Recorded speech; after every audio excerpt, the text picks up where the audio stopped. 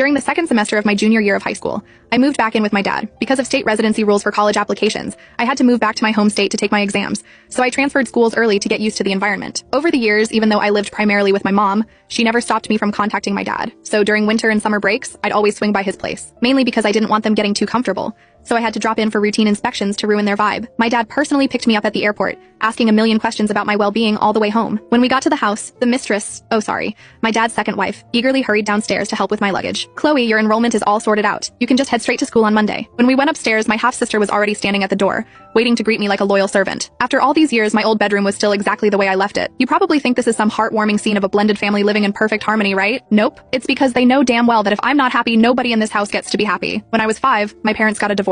The reason was simple. While my mom was pregnant with me, my dad couldn't keep it in his pants, slept around, and ended up knocking someone else up. His illegitimate daughter is exactly 1 year younger than me. When my mom found out, she was utterly disgusted by him. My grandma had always loved my mom as a daughter-in-law and desperately tried to stop the divorce. When talking failed, grandma physically beat the crap out of my dad. My mom told me, "Chloe, you need to be a little selfish in life. Your #1 rule should always be your own happiness." I thought to myself, Mom, you don't even need to teach me that. It's fully genetic. We weren't some crazy billionaire family, but we were pretty well off. My dad owned a small manufacturing plant. My mom had zero interest in running the factory, so in the divorce, she took half the cash, one of the houses, and me. But on the day she was supposed to take me away, I refused to let go of my dad's leg. I threw a massive fit and wouldn't leave. Furious, my mom packed her bags, moved back to her hometown in the next state over, and left me behind. To be completely fair, even though my dad was a cheating piece of shit to his partner, he treated me pretty well. I was his legitimate flesh and blood after all. He patted his chest and promised me something. "Chloe, you will always be daddy's little princess. I promise I'll never let anyone wrong you, and I'll never make you unhappy." I looked up at him, eyes brimming with fake tears of emotion. "Really, daddy? Of course it's true. All right, dad, you said it." For the first 2 months, life was peaceful. My dad went to work, I went to kindergarten, and everything was fine. The house was just missing a person. 2 months later, he officially married the woman named Linda